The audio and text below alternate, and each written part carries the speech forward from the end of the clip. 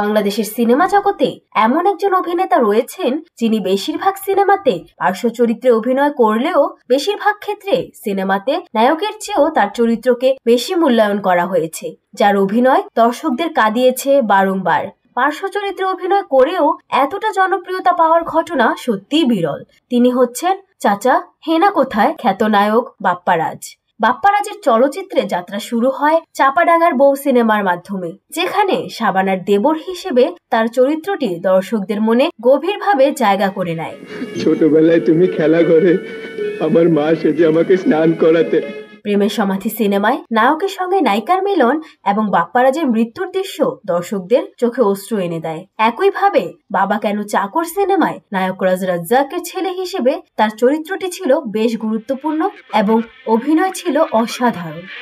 হতে পারে না বাবা, হতে পারে না।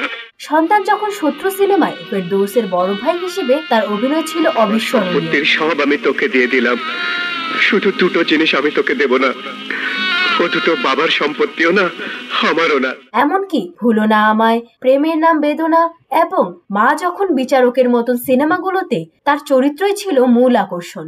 এমনকি সে সিনেমাগুলোর নামও তার চরিত্রের সাথে মিল রেখে রাখা হয়েছিল, অথচ এই সিনেমাগুলোতে তিনি অভিনয় করেছিলেন পার্শ্ব চরিত্র হিসেবে।